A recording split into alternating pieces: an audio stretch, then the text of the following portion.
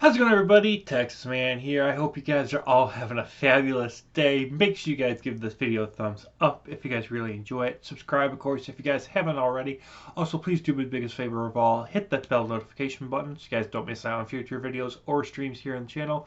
Also, make sure to head over to Twitch. Follow me there at Douglas447 so you guys don't miss out on the streams that I do there. I try to stream at least once a week, whether it be playing some Call of Duty, Halo, Destiny 2, Battlefield, or just whatever I'm in the mood for, or anything that you guys have as suggestions.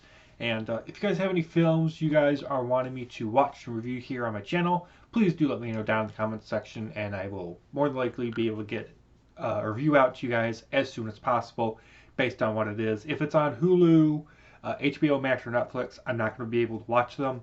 The only subscription service that I really care about is Disney Plus, just because it has The Mandalorian and other Star Wars and Marvel content.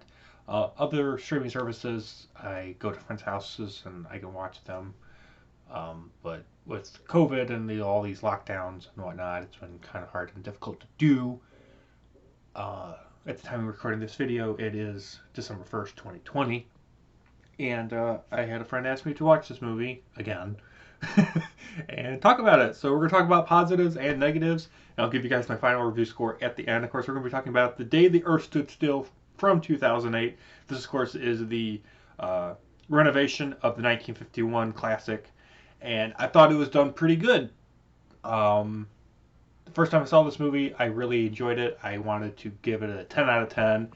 And unfortunately, though, guys, with me getting older and wiser and seeing how films are made and understanding that there's some things in movies that are just dumb and ridiculous and characters are irritating. And this movie really asks a lot from the audience to just be like, yeah, this happened, deal with it. As I have watched this movie more and more, my rating has gone down for this movie. I mean, it's not a horrible movie, but I don't like this movie as much as I did when I watched it when I was 13. I'm 26. In 13 years, this movie has constantly gotten worse every time I watch it. And it's not that the movie's, like, bad to look at. It's just plot points and characters just drive me insane. And yes, by the guy, so I am wearing a Mickey Mouse hat. I decided to spice it up a little bit. So, Jennifer Connelly, I think is how you say her last name, and of course Keanu Reeves give outstanding performances in this film. And this is basically a very easy to follow plot for the basic premise as to the fact that an alien travels the universe, comes to Earth to warn us of a global crisis, which is humans are bad. I love the concept that from the early 50s, and of course now with this new version, that someone had a concept of a film to tell that humans, the human race, and that too much technology can become the end of the humankind, become the end of humanity. And I mean, we're living in, 2020, 2021, and all this coronavirus and technology, and it's like, everyone's worried about World War III and nukes, and I'm like, what about technology? What about us as the humankind killing our own selves? And this movie really does dive into those types of questions. Not a lot, I wish it did a lot more, but it does try to touch as many subjects of that material as possible, and I love this movie for that. This movie has fabulous set pieces, outstanding sound design that just adds a lot of memory and memorable moments, and it also makes the audience feel like the film's events that are taking place on screen, the things that are occurring and transpiring on screen could actually happen in real life, which adds another scare and shock and awe factor to the film and for the audience to enjoy. I love rewatching this movie and learning and unraveling the mysteries, most of the mysteries at least, while the cast and all the actors and actresses are doing so as well. You're along for the journey alongside the film as it's progressing, and I love that structure where it's like nobody completely knows what's going on in the movie, and it makes it where you have to really do pay attention in order to make sure you understand when something is revealed, and I like that. This film also makes it where the military, the police, and federal agencies are smart, mostly. Mostly. There is one scene that makes it really stupid. But mostly the military, police, and federal agencies are smart, and they are also capable of working together in national and worldwide emergencies, unlike most alien invasion films. I mean, seriously, when you watch an alien invasion movie, most of the time, most world governments don't come together. Like, except for, like, did they do that in Independence Day? No, not really. It was mostly mostly every country for themselves. But when you watch a world disaster movie or an alien invasion movie, everyone's just scrambling and doing whatever they want. In this movie, they're like, who has jurisdiction? Launch this and do that, and let's work together. They're all over the world. Ah! I love that. Information is also delivered fast and in a way that you can understand.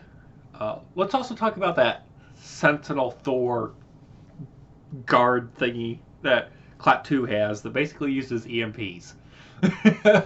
And you find out that it's not even a Sentinel, it just needs to touch some metal, and it automatically can turn into the Swarm from like Ben 10 or a Hive Hurricane. I'm sorry, but the Klaatu Sentinel Guard is just really cool and bizarre at the same time. It just does whatever it needs to for the plot. The Madam Secretary character reminds me of Hillary Clinton, and the actress that plays her did a great job playing a dumb and irritating human villain. She's like, I'm in control. I'm the eyes and the ears of the presidency. And I am in charge of the United States of America currently because the president and the VP is hiding in the bunker. And she just plays this politician perfectly. Like, I'm in control, not you, alien. And I'm like, you are so stupid. But you like her character because of how dumb and irritating and naive and how, wrapped up she is in the political arena. And you're like, that's American politics 101, sadly. The scene in which Klaatu escapes the interrogation and the military base is very memorable. I love watching that scene. You can go onto YouTube and watch that scene. I love it. It's really well done. It's very memorable. It's a classic scene. It's also the first time we get to see Klaatu use his alien powers, his EMP powers, and I love that. Also, I like how they use the alien spheres as like Noah's Arks for animals. I really enjoyed that because it just made it where it's like, hey, these aren't just spheres as like alien ships. There's actually a purpose. There's actually a usage for these things. There's also a ton of video game Easter eggs and references in here, especially for like Halo. And my goodness, did they cash in on the McDonald's crave at the time in this movie. Let's also talk about the CGI. It's still pretty good.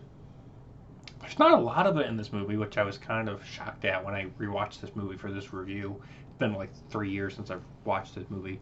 But the CGI in this movie is really good, the amount that's in here. There's really not that much CGI. A lot of it is practical effects or just people being people, and I like that. And then lastly, for positives, this movie also stresses the big question: which is more important to you, technology or people? Negative-wise, though, there are several things I have to discuss. Sadly, I know you guys are probably like, oh, here we go. I'm like, well, here we go. A lot of things just happen because the movie needs them to, and there are some mysteries that aren't answered.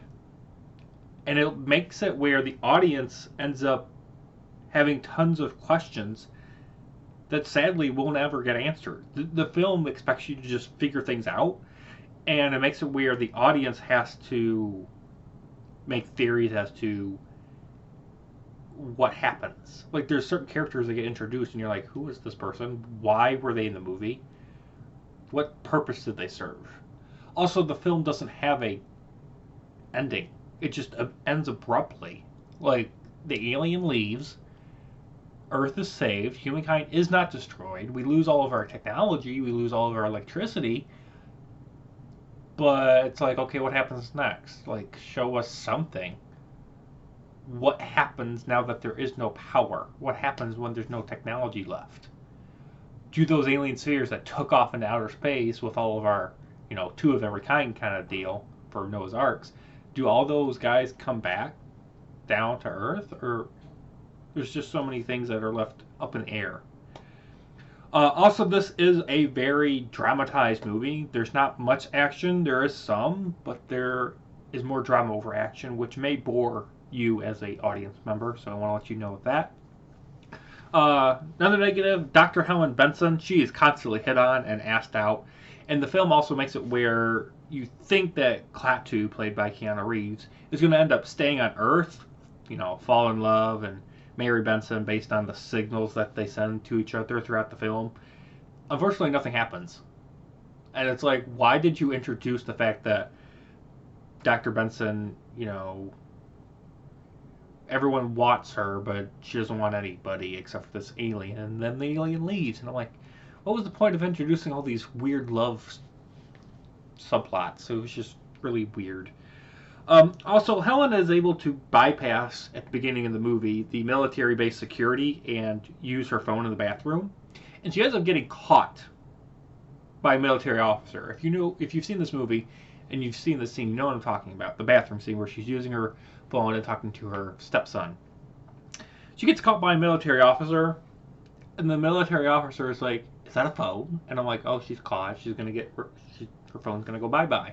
You know what the military officer does instead? She asked to use it instead of reporting it and taking it away. What type of military security is on this base? Like, this military base personnel is bad.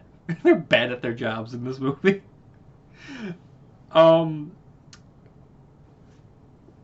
Lastly, this is my biggest pet peeve about this movie.